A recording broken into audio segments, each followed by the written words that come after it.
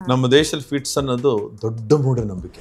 ಹೆಣ್ಣು ಮಕ್ಕಳಿಗೆ ಬಂದರೆ ಪಕ್ಕದ ಮನೆಯವ್ರಿಗೂ ಹೇಳಿರಲ್ಲ, ಆಯಿತಾ, ಅವ್ರಿಗೆ ಮದುವೆ ಮಾಡಲ್ಲ, ಸ್ಕೂಲಿಗೆ ಕಳಿಸಲ್ಲ, ಇದೇ ಥರ ಕೀ ಕೊಡ್ತಾರೆ, ಭೂತ ಪ್ರೇತಕ್ಕೆಲ್ಲ ತೋರಿಸ್ತಾರೆ.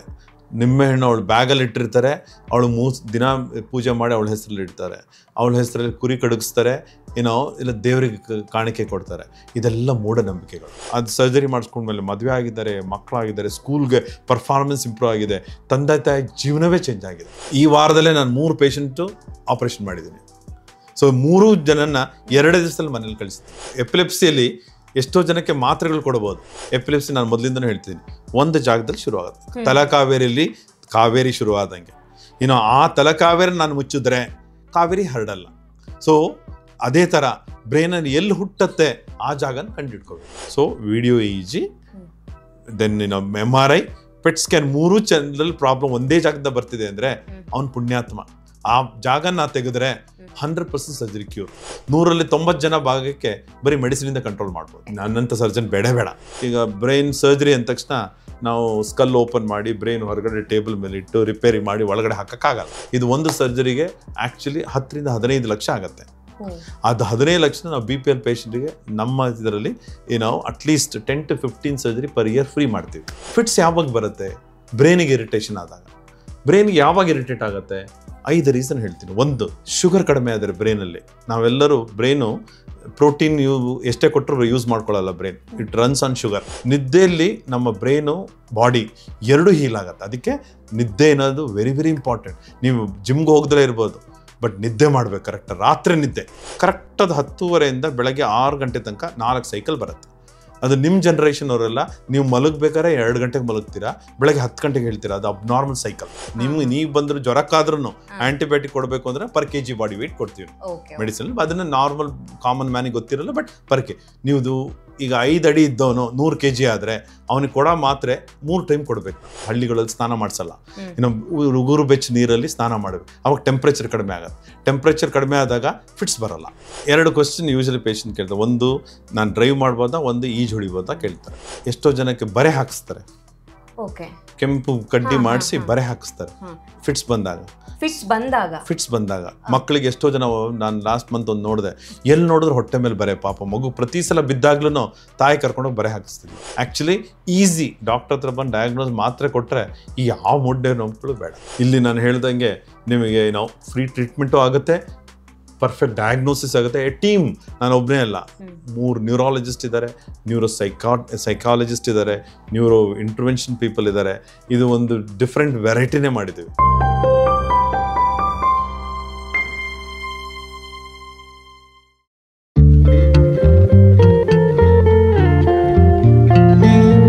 ನಮಸ್ತೆ, ನೀವು ನೋಡ್ತಾ ಇದ್ದೀರಾ ವಿಜಯ ಕರ್ನಾಟಕ.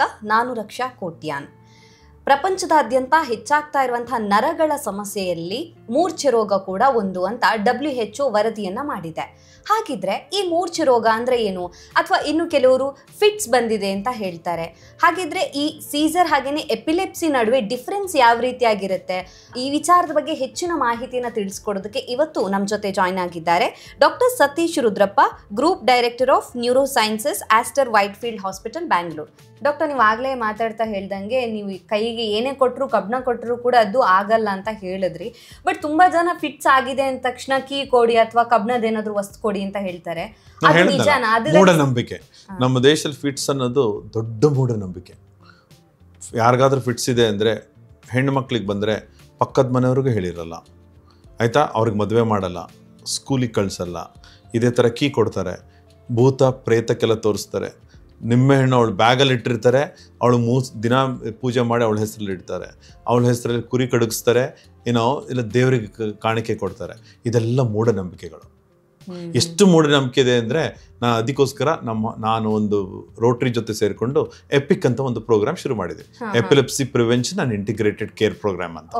ಈ ಪ್ರೋಗ್ರಾಮಲ್ಲಿ 3 ವಿಧ ನಾವು ತೊಗೊಂಡಿದ್ದೀವಿ. 1, ಈಗ ಸ್ಮಾಲ್ ಏರಿಯಾಗೆ ಹೋಗಿ, ತಾಲೂಕ್ ಲೆವೆಲ್ಗೆ ಹೋಗಿ we give lectures to local doctors, then local public ಗೆ, ಸ್ಕೂಲ್ ಟೀಚರ್ಸ್ಗೆ, ಎಪಿಲೆಪ್ಸಿ ಅಂದ್ರೆ ಏನು, ಯಾತಿಗೆ ಬರುತ್ತೆ, ಹೆಂಗೆ ತಡೆಗಟ್ಬೋದು, ಮೂಢನಂಬಿಕೆ ಹೆಂಗೆ ಹಾಳು ಮಾಡೋದು, ಇದು ಸೋಷಿಯಲ್ ಅವೇರ್ನೆಸ್.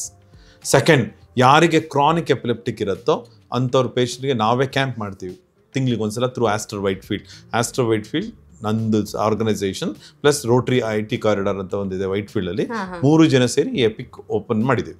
ಸೊ ಅಲ್ಲಿ ಹೋಗಿ ಕ್ಯಾಂಪ್ ಮಾಡಿ ಓನ್ಲಿ ಎಪಿಲೆಪ್ಟಿಕ್ ನೋಡಿ ಯಾರಿಗೆ ಕ್ರಾನಿಕ್ ಇರ್ತಾರೋ ಅವ್ರಿಗೆ ನಾವು ಫ್ರೀ MRI, ಫ್ರೀ CT, ಆಮೇಲೆ EEG ಅಂತ ಮಾಡ್ತೀವಿ.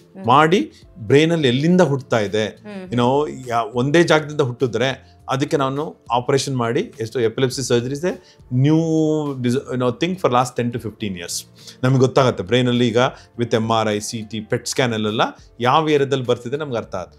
ಅದಕ್ಕೆ ಹೋಗಿ ನಾನು ಆಪರೇಷನ್ ಮಾಡಿದ್ರೆ ಸೊ ಎಷ್ಟೋ ಪೇಷಂಟ್ಗಳು ನಂದು 100 ಪೇಷಂಟ್ಗಳು ವಿತೌಟ್ ಫಿಟ್ಸ್ ಲೈಫ್ ಲಾಂಗ್ ಇದ್ದಾರೆ. So chronic epileptic. ಸೊ ಅದಕ್ಕೆ ಇದು EPIC programme is very very important. ನಾನು ಈ ಪ್ರೋಗ್ರಾಮ್ ಎಂಡಲ್ಲಿ ಒಂದು ನಂಬರ್ ಕೊಡ್ತೇನೆ. ಆ ನಂಬರ್ ಅನ್ನ ಯೂಸ್ ಮಾಡ್ಕೊಂಡ್ರೆ ನಾವು if the patients is below poverty line ಇದ್ರೆ ನಾವು ಫ್ರೀ ಇನ್ವೆಸ್ಟಿಗೇಷನ್ ಮಾಡ್ತೇವೆ, ಫ್ರೀ ಟ್ರೀಟ್ಮೆಂಟ್ ಕೊಡ್ತೇವೆ. But they should be below poverty line but those ಯಾಕಂದ್ರೆ ಇದು ಇನ್ವೆಸ್ಟಿಗೇಷನ್ನೇ ನಾವು 1 ಲಕ್ಷದಿಂದ 1.5 ಲಕ್ಷ ಆಗುತ್ತೆ. ಅಷ್ಟು ಬರೀ ಬಡವರಿಗೆ ಮಾತ್ರ ನಾವು ಕೊಡಕ್ಕೆ ಸಾಧ್ಯ. ಯಾಕಂದ್ರೆ ನಮ್ಮ ದೇಶದಲ್ಲೇ ಆಲ್ಮೋಸ್ಟ್ ಅಬೌಟ್ 1.5 to 2 million ಅಂದ್ರೆ 12 ಲಕ್ಷದಿಂದ 16 ಲಕ್ಷ ಜನ ಬರೀ ಎಪಿಲೆಪ್ಟಿಕ್ಸ್ ಇದ್ದಾರೆ, ಕ್ರಾನಿಕ್ ಎಪಿಲೆಪ್ಟಿಕ್ಸ್. ಪ್ರಪಂಚದಲ್ಲಿ 15 million ಎಪಿಲೆಪ್ಟಿಕ್ಸ್ ಇದ್ದಾರೆ. ಬಟ್ ಇದನ್ನ ನಾವು ಕರೆಕ್ಟಾಗಿ ನೋಡ್ಕೊತಾ ಇಲ್ಲ. ಪಬ್ಲಿಕ್ ಅವೇರ್ನೆಸ್ ಕಡಿಮೆ ಇದೆ, ಗವರ್ಮೆಂಟ್ ಅವೇರ್ನೆಸ್ ಕಡಿಮೆ ಇದೆ. ನಾವು HIV ಬಗ್ಗೆ ಮಾತಾಡ್ತೀವಿ, ಇನ್ನೊಂದು ಯಾವುದೋ ಕೋವಿಡ್ ಬಗ್ಗೆ ಮಾತಾಡ್ತೀವಿ. ಆಕ್ಚುಲಿ ಟ್ರೀಟಬಲ್ ಎಪಿಲೆಪ್ಸಿಗೆ ಮಾತಾಡ್ತಾ ಇಲ್ಲ. ಅದಕ್ಕೆ ಇಂಥ ಪ್ರೋಗ್ರಾಮ್ಗಳು is very useful, especially for chronic epilepsy. ಎಷ್ಟೋ ಜನ ನನ್ನ ಹತ್ರ ಅದು ಸರ್ಜರಿ ಮಾಡಿಸ್ಕೊಂಡ್ಮೇಲೆ ಮದುವೆ ಆಗಿದ್ದಾರೆ, ಮಕ್ಕಳಾಗಿದ್ದಾರೆ, ಸ್ಕೂಲ್ಗೆ ಪರ್ಫಾರ್ಮೆನ್ಸ್ ಇಂಪ್ರೂವ್ ಆಗಿದೆ, ತಂದೆ ತಾಯಿ ಜೀವನವೇ ಚೇಂಜ್ ಆಗಿದೆ. ಸೊ ಇದನ್ನು ಮಾಡಬೇಕು ಅಂದರೆ ನಮ್ಮಂಥ ಸ್ಪೆಷಲಿಸ್ಟ್ ಹತ್ರ ಬಂದು ಯಾವ ಥರ ಇದು ಎಪಿಲೆಪ್ಸಿ ಎಲ್ಲಿಂದ ಬ್ರೈನಲ್ಲಿ ಬರ್ತಿದೆ ನಾವು ಅದಕ್ಕೆ ಟ್ರೀಟ್ಮೆಂಟ್ ಏನು ಅಂತ ಹುಡುಕೊಳ್ಳೋದು ಭಾರಿ ಇಂಪಾರ್ಟೆಂಟ್. ಆ್ಯಂಡ್ ಇದಕ್ಕೆ ನ್ಯೂ ಸರ್ಜರೀಸು ಬಂದಿದೆ. ನಾನು ರೋಬೋಟಿಕ್ ಸರ್ಜರಿ ಮಾಡ್ತೀನಿ, ಇದಕ್ಕೆಲ್ಲ ಮಿನಿಮಲಿ ಇನ್ವೆಸಿವ್ ಸರ್ಜರಿ ಮಾಡ್ತೀವಿ. ಮಾರನೇ ದಿವಸನೇ ಪೇಷಂಟ್ ನಡೆಸ್ತೀನಿ ನಾನು. ಈ ವಾರದಲ್ಲೇ ನಾನು 3 ಪೇಷಂಟು ಆಪರೇಷನ್ ಮಾಡಿದ್ದೀನಿ. ಸೊ 3 ಜನನ್ನ 2 ದಿವಸದಲ್ಲಿ ಮನೇಲಿ ಕಳಿಸ್ತೀನಿ. ಅಷ್ಟು ಅಂದ್ರೆ ನಾವು ಅಷ್ಟು ಇಂಪ್ರೂವ್ಮೆಂಟ್ ತುಂಬಾನೇ ಬೇಗ ಇರುತ್ತೆ. ಈಗ ಎಲ್ಲಾ ಕಡೆ ಆಗಲ್ಲ, ಬಟ್ ಸಫಿಸ್ಟಿಕೇಟೆಡ್ ಪ್ಲೇಸ್ ಅಲ್ಲಿ ಮಾಡಿ, ಎಕ್ಸ್ಪೀರಿಯನ್ಸ್ ಡಾಕ್ಟರ್ ಮಾಡಿ, ಪ್ಲಸ್ ನ್ಯೂಯರ್ ಟೆಕ್ನಾಲಜಿ ಯೂಸ್ ಮಾಡಿದಾಗ definitely recovery is very easy. ಎಪಿಲೆಪ್ಸಿಯಲ್ಲಿ ಎಷ್ಟೋ ಜನಕ್ಕೆ ಮಾತ್ರೆಗಳು ಕೊಡಬಹುದು, ಮಾತ್ರೆನ ಕೆಲವು ಸಲ ಕಂಟಿನ್ಯೂಸ್ ಕೊಡಬೇಕಾಗುತ್ತೆ. ಬಟ್ ಸರ್ಜರಿಯಲ್ಲಿ ಸರ್ಜರಿ ಮಾಡಿದ್ಮೇಲೆ ಅದು ನಾವು ಒಂದು ಜಾಗದಿಂದ ಬರಬೇಕು. ಹೆಂಗೆ ಹುಡುಕ್ತೀವಿ ಅಂತ ಹೇಳಿದ್ರೆ ಎಪಿಲೆಪ್ಸಿ ನಾನು ಮೊದಲಿಂದನೂ ಹೇಳ್ತೀನಿ, ಒಂದು ಜಾಗದಲ್ಲಿ ಶುರು ಆಗುತ್ತೆ. ತಲಕಾವೇರಿಯಲ್ಲಿ ಕಾವೇರಿ ಶುರುವಾದಂಗೆ ಆ ತಲಕಾವೇರಿ ನಾನು ಮುಚ್ಚಿದ್ರೆ ಕಾವೇರಿ ಹರಡಲ್ಲ. ಸೊ ಅದೇ ಥರ ಬ್ರೈನಲ್ಲಿ ಎಲ್ಲಿ ಹುಟ್ಟತ್ತೆ ಆ ಜಾಗನ ಕಂಡಿಡ್ಕೋಬೇಕು. ಈ ಕಂಡಿಡ್ಕೊಳ್ಳೋಕ್ಕೆ ನಾವು 3 ವಿಧಾನ ಯೂಸ್ ಮಾಡ್ತೀವಿ. ಒಂದು EEG ಅಂತ ಮಾಡ್ತೀವಿ, ಎಲೆಕ್ಟ್ರೋ ಎನ್ಸೆಫಲೋಗ್ರಫಿ ಅಂತ. ಅದು ವಿಡಿಯೋ EEG ಅಂತ ಮಾಡ್ತೀವಿ. ಪೇಷಂಟ್ ಅಡ್ಮಿಟ್ ಮಾಡಿ ಮಾತ್ರೆನೆಲ್ಲ ತೆಗೆದು ಫಿಟ್ಸ್ ಬರಂಗ್ ಮಾಡ್ತೀವಿ. ಮಾಡಿದಾಗ ಪರ್ಪಸ್ಫುಲಿ ಮಾಡ್ತೀವಿ. ಅವಾಗ ಬ್ರೈನ್ ಅಲ್ಲಿ ವೈರ್ ಕನೆಕ್ಟ್ ಆಗಿರುತ್ತೆ. ಅವನಿಗೆ ತಂದೆ ತಾಯಿಗೂ ಒಳಗ್ ಬಿಡ್ತೀವಿ, ಅವ್ನು ಎದ್ದು ಓಡಾಡ್ಬೋದು, ರೂಮಲ್ಲಿ ಎಲ್ಲ ಮಾಡ್ಬೋದು. 24 hours 2 to 3 days ಮಾಡ್ತೀವಿ. ಮಾಡಿದಾಗ ಪ್ರತಿ ಸಲ ಅವನಿಗೆ ಫಿಟ್ಸ್ ಬಂದಾಗ ಬ್ರೈನ್ ಅಲ್ಲಿ ಯಾವ ವೈರಿಂದ ಬರುತ್ತೆ ಅಂತ ನಮ್ಗೆ ವೇವ್ ಸಿಗತ್ತೆ. ಸೆಕೆಂಡ್, ಅವನ ವಿಡಿಯೋದಲ್ಲಿ ಅವನ ಮೂವ್ಮೆಂಟ್ ಎಲ್ಲಿಂದ ಶುರು ಆಗುತ್ತೆ ಗೊತ್ತು. ಆ ವಿಡಿಯೋ ಮತ್ತೆ ಅವ್ನ ಬ್ರೈನ್ ವೇವ್ ಎಲ್ಲಿಂದ ಬರುತ್ತೆ ಮ್ಯಾಚ್ ಆದರೆ ನಮ್ಗೆ ಗೊತ್ತಾಗುತ್ತೆ, ಹೌದು ರೈಟ್ ಸೈಡಲ್ಲಿ ಹಿಂದಿನ ಭಾಗದಿಂದ ಬರ್ತಿದೆ ಅಂತ. ಅದನ್ನ ಡಬಲ್ ಕನ್ಫರ್ಮ್ ಮಾಡ್ಕೊಳ್ಳೋಕೆ MRI ಮಾಡ್ತೀವಿ. MRI ಅಲ್ಲಿ ಕೂಡ ಫಂಕ್ಷನಲ್ MRI ಅಂತ ಕೆಲವು ಸಲ ಯಾವುದಾದ್ರು ಹ್ಯಾಂಡ್ ಏರಿಯಾ, ಲೆಗ್ ಏರಿಯಾ ಎಲ್ಲ ಇದ್ರೆ ಫಂಕ್ಷನಲ್ MRI ಅಂತ ಮಾಡ್ತೀವಿ. ಸೊ ಅವೆರಡರಲ್ಲೂ ಮ್ಯಾಚ್ ಆಯಿತು ಅಂದರೆ PET ಸ್ಕ್ಯಾನ್ ಅಂತ ಮಾಡ್ತೀವಿ. PET ಸ್ಕ್ಯಾನಲ್ಲಿ ಏನು ಗೊತ್ತಾಗುತ್ತೆ, ಆವಾಗ ಫಿಟ್ಸ್ ಬಂದ ಎಲ್ಲಿ ಬರುತ್ತೋ ಆ ಜಾಗದಲ್ಲಿ ರಕ್ತ ಚಲನೆ ಸರಿ ಆಗ್ತಿಲ್ಲ, ಇಲ್ಲ ಅಬ್ನಾರ್ಮಲ್ ಸೆಲ್ಸ್ ಇದೆ ಅಂತ ಗೊತ್ತಾಗುತ್ತೆ. So video EEG, then MRI, PET scan 3 ಚಂದ್ರಲ್ಲಿ ಪ್ರಾಬ್ಲಮ್ ಒಂದೇ ಜಾಗದಿಂದ ಬರ್ತಿದೆ ಅಂದರೆ ಅವ್ನು ಪುಣ್ಯಾತ್ಮ. ಆ ಜಾಗನ ತೆಗೆದ್ರೆ 100% ಸರ್ಜರಿ ಕ್ಯೂರ್. ಸೊ ಅದು ಇನಿಷಿಯಲ್ 5-6 years ಅಲ್ಲೇ ತೋರಿಸ್ಕೊಂಡ್ರೆ ಬರುತ್ತೆ. ಯಾರು 10 ವರ್ಷ 15 ವರ್ಷ ತಗೊಂಡು ನಾವು ಇದಕ್ಕೆ ಇಂಟ್ರಾಕ್ಟಬಲ್ ಎಪಿಲೆಪ್ಸಿ ಅಂತೀವಿ. ಯಾವಾಗ ಇಂಟ್ರಾಕ್ಟಬಲ್ ಎಪಿಲೆಪ್ಸಿ ಅಂದರೆ ರೂಲ್ ಆಫ್ 2, ಕರೆಕ್ಟಾಗಿ ಕೇಳ್ಕೊಳ್ಳಿ, ರೂಲ್ ಆಫ್ 2. ಯಾರಿಗೆ ವಾರದಲ್ಲಿ 2 ದಿಂದ 3 ಫಿಟ್ಸ್ ಬರುತ್ತೋ ವಾರದಲ್ಲಿ, ಅದು ಆಮೇಲೆ ಯಾರಿಗೆ 2 type of anti epileptic drug ತಗೊಂಡ್ರು ಫಿಟ್ಸ್ ಬರ್ತಿದ್ಯೋ, ಯಾರು 2 ವರ್ಷ ಈ ಮಾತ್ರೆ ತಗೊಂಡು ಕರೆಕ್ಟಾಗಿ ಡಯಾಗ್ನೋಸ್ ಮಾಡಿದ್ರು ಫಿಟ್ಸ್ ಬರುತ್ತೋ, ಅಥವಾ ಯಾವಾಗ 2 ನ್ಯೂರಾಲಜಿಸ್ಟ್ ನೋಡಿ 2 ಮಾತ್ರೆ ಕೊಟ್ಟು 2 ವರ್ಷ ಆದರೂ ಹೋಗಿಲ್ವೋ, ಇಂಥವ್ರಿಗೆ ಇಂಟ್ರಾಕ್ಟಬಲ್ ಎಪಿಲೆಪ್ಟಿಕ್ ಅಂತೀವಿ. ಇಂಥವ್ರು ನನ್ನ ಹತ್ರ ಬರಬೇಕು. ಅವರಿಗೆ ಇದನ್ನು ಡಯಾಗ್ನೋಸ್ ಮಾಡ್ತೀವಿ, ಎಲ್ಲಿಂದ ಬರ್ತಿದೆ, ಯಾತಿಗೆ ಕಂಟ್ರೋಲ್ ಆಗ್ತಿಲ್ಲ ಇದು, ಎಷ್ಟೋ 100ರಲ್ಲಿ 90 ಜನ ಭಾಗಕ್ಕೆ ಬರೀ ಮೆಡಿಸಿನಿಂದ ಕಂಟ್ರೋಲ್ ಮಾಡ್ಬೋದು. ನನ್ನಂತ ಸರ್ಜನ್ ಬೇಡ ಆಕ್ಚುಲಿ. ಸರ್ಜರಿ ಯಾವಾಗ ಬೇಕಾಗುತ್ತೆ ಹೇಳಿದ್ನಲ್ಲ, ಈ ರೂಲ್ ಆಫ್ 2 ಅಂಥವ್ರಿಗೆ ನಾವು ಈ 3 ಇದರಲ್ಲಿ EG MRI PET ಅಲ್ಲಿ ಒಂದು ಜಾಗದಿಂದ ಬಂದಿದೆ ಅಂದರೆ ಅವರಿಗೆ ನಾನು ಸರ್ಜರಿ ಮಾಡಿದ್ರೆ ಅವರಿಗೆ 100ರಲ್ಲಿ 98 ಭಾಗ ಕ್ಯೂರ್ ಆಗುತ್ತೆ. ಓಕೆ. ಸೊ ಅಡ್ವಾನ್ಸ್ ಟೆಕ್ನಾಲಜಿಲಿ ಹೇಗೆ ಟ್ರೀಟ್? ನಾ ಹೇಳಿದ್ನಲ್ಲ, ಈಗ ಅಡ್ವಾನ್ಸ್ ಟೆಕ್ನಾಲಜಿಲಿ new type of MRI, new type of PET. Then surgery ಮಾಡ್ಬೇಕಾದ್ರೆ ಕೆಲವರಿಗೆ 2-3 ಕಡೆಯಿಂದ ಬರ್ತಿರುತ್ತೆ, 2 ಕಡೆಯಿಂದ ಬ್ರೈನಲ್ಲಿ. ಅವಾಗ ನಾವೇನ್ ಮಾಡ್ತೀವಿ, 2 ಕಡೆಯಲ್ಲಿ ಯಾವ್ದು ಡಾಮಿನೆಂಟ್ ಅಂತ ಹುಡುಕ್ತೀವಿ. ಅವಾಗ ಏನ್ ಮಾಡಿದ್ವಿ, ರೋಬೋಟಿಕ್ ಯೂಸ್ ಮಾಡಿ ಆ ಜಾಗದಲ್ಲಿ ಎಲೆಕ್ಟ್ರಿಕಲ್ ವೈರ್ ಹಾಕ್ತೀವಿ. ಸ್ಪೆಷಲೈಸ್ ಬರುತ್ತೆ, ಇದು ಅಮೆರಿಕದ ಬರ್ತದೆ, ನಮ್ಮ ದೇಶದಲ್ಲಿ ಶುರು ಮಾಡ್ತಾ ಇದೀವಿ. ಕರೆಕ್ಟಾಗಿ ಅದು ಹಾಕಿ ಆ ವೈರ್ನ ಹೊರಗಡೆ ತರ್ತೀವಿ ಸ್ಕಲ್ಲಿಂದ, ಎದ್ದು ಮತ್ತೆ ರೆಕಾರ್ಡ್ ಮಾಡ್ತೀವಿ. ಮಗು ಓಡಾಡ್ತಿರತ್ತೆ, 5-6 ಕಡೆಯಿಂದ ವೈರ್ ಬರುತ್ತೆ, ಬಂದು 2 ಸ್ಥಳದಲ್ಲಿ ನಮ್ಗೆ ಗೊತ್ತಾಗತ್ತೆ. ಯಾವಾಗ ಬಂದ್ರು ರೈಟ್ ಸೈಡಿಂದ ಶುರುವಾಗಿ ನೆಕ್ಸ್ಟ್ ಲೆಫ್ಟಿಗೆ ಹೋಗ್ತಿದೆ ಅಂತ ಗೊತ್ತಾಗ, ಯಾಕಂದ್ರೆ ಸ್ಪೆಸಿಫಿಕ್ ಆ ಏರಿಯಾಕ್ಕೆ ವೈರ್ ಹಾಕಿರ್ತೀವಿ. MRI PET ಮಾಡಿ ನಮ್ಗೆ ಗೊತ್ತಾಗತ್ತಲ್ಲ, ಆ ಜಾಗಕ್ಕೆ ವೈರ್ ಹಾಕಿರ್ತೀವಿ. ಸೊ ಅವಾಗ ಗೊತ್ತಾಗತ್ತೆ, ಹೌದು 2 ಕಡೆ ಕಾಣಿಸ್ತಾ ಇತ್ತು, ಬಟ್ ಆಕ್ಚುಲಿ ಬರ್ತಿರೋದು ಒಂದು ಕಡೆಯಿಂದ. ಆ ಒಂದು ಕಡೆ ತೆಗೆದು specialise technique, it's called SEEG, ಸ್ಟೀರಿಯೋಟ್ಯಾಕ್ಟಿಕ್ ಎಲೆಕ್ಟ್ರೋಎನ್ಸೆಫಲೋಗ್ರಫಿ ಅಂತೀವಿ. ಸೊ ಒಂದೇ ಜಾಗದಲ್ಲಿ, ಈಗ ಈ ವಾರ್ಗಳಲ್ಲಿ ನೀವು ನೋಡಿರ್ಬೋದು, ಯಾರೋ ಕಿಟಕಿಯಿಂದ ಒಂದೇ ಒಂದು ಬರೀ ಅವ್ರ ಕಿಟಕಿ ಮಾತ್ರ ಬಾಂಬ್ ಹಾಕಿದ್ದಾರೆ ಅಂತ. ಅದೇ ತರ ನಾವು ಈ ವೈರ್ನ ಅದೇ ಜಾಗದಲ್ಲಿ ಮಾತ್ರ ಇಟ್ಟಿರ್ತೀವಿ, ಪಕ್ಕದ ವೈರೇ ಇರಲ್ಲ. ನಮಗೆ cleaning target oriented, correct, target oriented ಇರುತ್ತೆ. ಸೊ ಇದು ನ್ಯೂಯರ್ ಟೆಕ್ನಾಲಜಿ. ಸೆಕೆಂಡ್, ನಾವು ಆ ಜಾಗದಲ್ಲಿ ನಾನು ಬ್ರೈನ್ ಓಪನ್ ಮಾಡಿ, ಈಗ ಬ್ರೈನ್ ಸರ್ಜರಿ ಅಂದ ತಕ್ಷಣ ನಾವು ಸ್ಕಲ್ ಓಪನ್ ಮಾಡಿ ಬ್ರೈನ್ ಹೊರಗಡೆ ಟೇಬಲ್ ಮೇಲೆ ಇಟ್ಟು ರಿಪೇರಿ ಮಾಡಿ ಒಳಗಡೆ ಹಾಕೋಕ್ಕಾಗಲ್ಲ. ಸೊ ಒಂದೇ ಜಾಗಕ್ಕೆ ಟಾರ್ಗೆಟಿಗೆ ಹೋಗ್ಬೇಕು. ಆ ಟಾರ್ಗೆಟ್ ಇಷ್ಟೇ ಇರುತ್ತೆ ನಮಗೆ, ಅದು ಮಿಲಿಮೀಟ್ರಲ್ಲಿ ಇರುತ್ತೆ. ಹೆಂಗೆ ಹೋಗೋದು, ಅದಕ್ಕೆ ನಾವು ರೋಬೋಟಿಕ್ ಯೂಸ್ ಮಾಡ್ತೀವಿ, ನ್ಯಾವಿಗೇಷನ್ ಟೆಕ್ನಿಕ್ಸ್ ಯೂಸ್ ಮಾಡ್ತೀವಿ. ಈ ಗೂಗಲ್ ಮ್ಯಾಪ್ ಥರ ಆ ಬ್ರೈನ್ ನಾವು ತಿನ್ ಸ್ಲೈಸ್ ಮಾಡ್ತೀವಿ ಸ್ಕ್ಯಾನಲ್ಲಿ ಮಾಡಿಬಿಟ್ಟು, ಆ ಸ್ಕ್ಯಾನ್ನ 3D ರಿಕನ್ಸ್ಟ್ರಕ್ಟ್ ಮಾಡ್ತೀವಿ.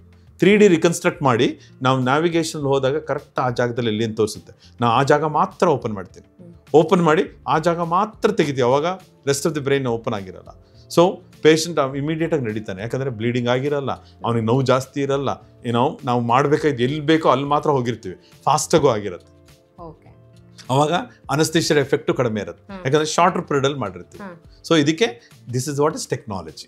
ಅದಕ್ಕೋಸ್ಕರ ಈ ಆಲ್ ಟೆಕ್ನಾಲಜಿ ನಮ್ಮ ಆಸ್ಟ್ರೋ ವೈಟ್ಫೀಲ್ಡಲ್ಲಿ ತುಂಬ ಇದೆ. ಸೊ ಅದನ್ನೆಲ್ಲ ಯೂಸ್ ಮಾಡಿದಾಗ ಮಾತ್ರ ಅವಾಗ ನನ್ನ ನ್ಯೂರಾಲಜಿಸ್ಟ್ ಕೂಡ ನನ್ನ ಆಪರೇಷನ್ ಮಾಡ್ಬೇಕಾದ್ರೆ ನನ್ನ ಪಕ್ಕದಲ್ಲೇ ನಿಂತಿರ್ತಾರೆ. ಹೌದು ಸರ್, ಇದೇ ಜಾಗದಿಂದನೇ ನಾವು ಎಲೆಕ್ಟ್ರಿಕಲ್ ಪಿಕಪ್ ಮಾಡಿದ್ದು, ನೀವು ಮಾಡ್ತಿರೋದು ಅದೇ ಜಾಗ, ಡಬಲ್ ಕನ್ಫರ್ಮೇಷನ್. ಇದು ಪ್ರಪಂಚದಲ್ಲಿ ಎಲ್ಲೂ ಆಗಲ್ಲ. ಇದು ಒಂದು ಸರ್ಜರಿಗೆ ಆ್ಯಕ್ಚುಲಿ 10ರಿಂದ 15 ಲಕ್ಷ ಆಗುತ್ತೆ. ಅದು 15 ಲಕ್ಷ ನಾವು BPL ಪೇಷಂಟಿಗೆ ನಮ್ಮ ಇದರಲ್ಲಿ ನಾವು at least 10 to 15 surgery per year free ಮಾಡ್ತೀವಿ. ಫಾರ್ ಲಾಸ್ಟ್ 4 ಇಯರ್ಸಿಂದ ಮಾಡ್ತಾ ಇದ್ದೀವಿ. ನಮ್ಮ ರೋಟ್ರಿ ಬ್ಯಾಂಗ್ಳೂರ್ IT ಕಾರಿಡಾರಿಂದ ಇದು, ನಾನು ರೊಟೇರಿಯನ್ ಕೂಡ. ಸೊ ಒಂದು ಕಾರ್ಯಕ್ರಮ ನಾನೇ ಹಾಕಿ ಇದನ್ನು 5 ವರ್ಷದಿಂದ ಆಲ್ಮೋಸ್ಟ್ ಎವರ್ 120 ಪೀಪಲ್ ಬರೀ ಫ್ರೀ ಮಾಡಿದ್ದೀವಿ. ಸೊ ಇದು ಗ್ರೇಟ್ ವರ್ಕ್ಕಿಂತ ಸಮಾಜಕ್ಕೆ ನನ್ನಿಂದ ಏನಾಗುತ್ತೋ ಇಷ್ಟು ಸಮಾಜ ನಮಗೆ ಕೊಟ್ಟ ಮೇಲೆ ನಾವು ಕೊಡಲೇಬೇಕು. ಆಸ್ ಎ ಡಾಕ್ಟರ್ ನಾವು ಡಾಕ್ಟ್ರಿಗೆ ಈಸ್ ಸೋಷಿಯಲ್ ರಿಲೇಟೆಡ್. ನಮ್ಮದು ಇಟ್ಸ್ ನಾಟ್ ಮಾನಿಟ್ರಿ ಬಂದೇ ಬರುತ್ತೆ ನಮಗೆ. ಎಲ್ಲರೂ ಬೆಳೆದಿದ್ದು ಸೌತೆಕಾಯಿ ಆದರೂ ತಂದು ಕೊಟ್ಟು ಹೋಗ್ತಾರೆ ಎಷ್ಟೋ ಜನ.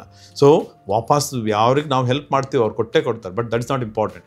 ನಾನು ಏನು ಕೊಡ್ತೀನಿ ಅದು ಇಂಪಾರ್ಟೆಂಟ್. ಅದಕ್ಕೋಸ್ಕರ ಇದನ್ನು ನಾವು ಹೆಮ್ಮೆಯಿಂದ ಮಾಡ್ತೀವಿ. ಇಂಥ ಪೇಷಂಟ್ನ ಭಗವಂತ ನಮ್ಮ ಕೈಯಿಂದ ಇವನಿಗೆ ಚೆನ್ನಾಗಾಗಲಿ ಅಂತ ಮಾಡ್ತೀವಿ. ಸೊ ಅದನ್ನು ವೆರಿ ವೆರಿ ಇಂಪಾರ್ಟೆಂಟ್. ಸೊ ಇದನ್ನು ಮಾಡಬೇಕು ಅಂದರೆ ಫಸ್ಟು ಡಯಾಗ್ನೋಸಿಸ್ ಸರಿಯಾಗಬೇಕು. ನಮ್ಮಂಥ ಇನ್ಸ್ಟಿಟ್ಯೂಷನ್ ಎನ್ಕರೇಜ್ ಮಾಡಬೇಕು. ಪ್ರೈವೇಟ್ ಇನ್ಸ್ಟಿಟ್ಯೂಷನ್ ಆದ್ರೂ ಫ್ರೀ ಮಾಡೋದು ವೆರಿ ವೆರಿ ರೇರ್. ಹೌದು. ಒಂದು ಹೇಳ್ದಂಗೆ 10ರಿಂದ 12 ಲಕ್ಷ ಆಯಿತು ಅಂದರೆ 20 ಪೇಷಂಟ್ ವರ್ಷಕ್ಕೆ ಮಾಡಿದ್ರೆ ಎಷ್ಟೋ ಆಗುತ್ತೆ. ಬಟ್ ಅವ್ರಿಗೂ ಅರ್ಥ ಆಗಿದೆ, ನಾವು ಇದು ಕೊಡಬೇಕು ಅಂತ. ಫ್ರೀ ಬೆಡ್ ಕೊಡ್ತೀವಿ, ಫ್ರೀ ಊಟ ಕೊಡ್ತೀವಿ. ಸೊ ಬಟ್ ಅದನ್ನು ಮಾಡಿದವರು ವಾಪಸ್ ಕೆಲಸಕ್ಕೆ ಹೋಗ್ಬೇಕು. ನಮಗೆ ಅಂಥವ್ರಿಗೆ ಮಾಡಿದ್ರೆ ವಾಪಸ್ ಮಗುಗೂ ಮಾಡಿದ್ರೆ ಸ್ಕೂಲಿಗೆ ಕಳಿಸ್ಬೇಕು. ಯಾರಾದರೂ ಹೆಂಗಸ್ರಿಗೆ ಮಾಡಿದ್ರೆ ಅವ್ರ ಜಾಬಿಗೆ ಹೋಗಬೇಕು. ಹಾಗಿದ್ರೆ ಮಾತ್ರ ನಾವು ಮಾಡ್ತೀವಿ. ಸುಮ್ಮನೆ ಏನೂ ಮಾಡಲ್ಲ ಮನೇಲಿ ಬಿಡ್ತಾನೆ ಮಾಡಿ ಪ್ರಯೋಜನ ಇಲ್ಲ. ಸೊಸೈಟಿಗೆ they also should be useful. ನಮ್ಮಿಂದ ಇನ್ನೊಬ್ರು ಅವರು ಕೂಡ ಇಂಪ್ರೂವ್ ಆಗಿ ಪ್ರಪಂಚಕ್ಕೆ ದೇಶಕ್ಕೂ ಇಂಪ್ರೂವ್ ಆಗ್ಬೇಕು, ಅವರು ತಾವು ಇಂಪ್ರೂವ್ ಆಗ್ಬೇಕು. ಅದಕ್ಕೋಸ್ಕರ ಅದೊಂದು ರೀತಿ ಗ್ರೇಟ್ ವರ್ಕ್ ಅಂತ ಹೇಳ್ಬೋದು ಸರ್. ಯಾಕಂದ್ರೆ ಇವಾಗಿನ ಕಾಲದಲ್ಲಿ ನಾವು ನೋಡೋದಾದ್ರೆ ಎಲ್ಲದಕ್ಕೂ ಕೂಡ ದುಡ್ಡೇ. ನಾವು ಒಂದು ನೀರು ಕುಡಿಬೇಕು ಅಂತ ಹೇಳಿದ್ರು ದುಡ್ಡು ಕೊಡ್ಬೇಕು. ಅದರಲ್ಲೂ ಮೆಡಿಕಲ್ ಫೀಲ್ಡ್ ಅಲ್ಲಿ ನೋಡ್ಬೇಕು ಅಂದ್ರೆ ಅದ್ರ ಆಪರೇಷನ್ ಮಾಡ್ಬೇಕು, ಇವನ್ ಒಂದು ಕ್ಲಿನಿಕ್ ಹೋಗ್ಬೇಕು ಅಂದ್ರೆ ಎಷ್ಟು ದುಡ್ಡು ಖರ್ಚಾಗತ್ತೆ. ಅಂತದ್ರಲ್ಲಿ ನೀವು ಈ ರೀತಿಯಾಗಿ ಫ್ರೀಯಾಗಿ ಮಾಡ್ತಿದ್ದೀರಾ, ಏನು ಅವರಿಗೆ ದುಡ್ಡಿಲ್ಲ ಅಥವಾ ಆಸ್ಪತ್ರೆ ಖರ್ಚನ್ನ ಭರಿಸೋದಕ್ಕಾಗೋದಿಲ್ಲ ಅಂತವ್ರನ್ನ ನೀವು ಟ್ರೀಟ್ ಮಾಡ್ತೀರಾ, ಅವರಿಗೆ ಒಂದು ಹೊಸ ಬದುಕನ್ನು ಕೊಡ್ತೀರಾ ಅಂತ ಹೇಳಿದ್ರೆ ನಿಜವಾಗಿಯೂ ಕೂಡ ಅದೊಂದು ಗ್ರೇಟ್ ವರ್ಕ್ ಅಂತಲೇ ಹೇಳ್ಬೋದು. ಹೌದು, ನಮ್ಮ ದೇಶದಲ್ಲಿ ಎಷ್ಟೋ ಜನ ಈ ತರ ಮಾಡ್ತಾರೆ, ನಾನೊಬ್ಬನೇ ಅಲ್ಲ. ಸೊ ಬಟ್ ಮೆಡಿಸಿನ್ ಅಲ್ಲಿ ದುಡ್ಡನ್ನು ಕಂಪೇರ್ ಮಾಡಬಾರ್ದು. ಯಾಕಂದ್ರೆ ನಾನು ಎಷ್ಟೋ ಜನ ನೋಡಿದ್ದೀನಿ, ಅದೇ ಬಡವರು ಮದುವೆ ಅಂದ ತಕ್ಷಣ ಎಲ್ಲ ಸಾಲ ಮಾಡ್ತಾರೆ. ಹೆಲ್ತ್ಗೆ ಯಾರು ನಾವು ಕೊಡಬೇಕು ಅಂತ ನಾನು ಹೇಳಿದ್ನಲ್ಲ, ಈ ಟೆಕ್ನಾಲಜಿ ಇದು ಇಷ್ಟು ದುಡ್ಡು ಯಾಕೆ ಈ ಸರ್ಜರಿಗೆ ಅಂದರೆ ಡಯಾಗ್ನೋಸಿಸ್ ಟೆಕ್ನಾಲಜಿ, MRI ಮಷಿನಿಂದ ಹಿಡಿದು ನಾವು ಮಾಡೋ ಆಪರೇಷನ್ ಟೆಕ್ನಾಲಜಿ. ನಾನು ಒಬ್ಬರಿಗೆ ಮಾಡ್ತಿದ್ದೀನಿ ಸರ್ಜರಿ ಅಂದರೆ ನನ್ನ ಸುತ್ತಲೂ ಅಟ್ಲೀಸ್ಟ್ 80 ಕೋಟಿ ಮಷಿನ್ಗಳಿರುತ್ತೆ. ಎಷ್ಟು? 80 ಕೋಟಿ ಮಷಿನ್ಗೆ ಅದನ್ನು ನಾವು ಸ್ವಲ್ಪ ಇದು ಮಾಡಿದ್ರು ಟೆಕ್ನಾಲಜಿಗೆ ಪೇಷಂಟ್ ಕೊಡಲೇಬೇಕು. ಅದಕ್ಕೆ ನಾವು ಪ್ರಪಂಚದಲ್ಲಿ ಏನಾಗತ್ತೋ ಸರ್ಜರಿ ಬ್ರೈನಲ್ಲಿ ನಮ್ಮ ಡಿಪಾರ್ಟ್ಮೆಂಟಲ್ಲಿ ಮಾಡ್ತೀವಿ. ನೀವು ಯಾವ ಅಮೆರಿಕಕ್ಕೂ ಹೋಗೋದು ಬೇಡ, ಅವರೇ ಬಂದು ನಮ್ಮನ್ನು ನೋಡ್ತಾರೆ. ನಮ್ಮ ಡಿಪಾರ್ಟ್ಮೆಂಟ್ ಟೆಕ್ನಾಲಜಿ ನೋಡಿ ನಾವು ಮಾಡ್ತಿರೋ ಸರ್ಜರಿ ನೋಡಿದ್ರೆ ಪ್ರಪಂಚದ ಎಷ್ಟೋ ಡಾಕ್ಟರ್ಗಳು ನಮ್ಮ ಹತ್ರ ಬರ್ತಾರೆ.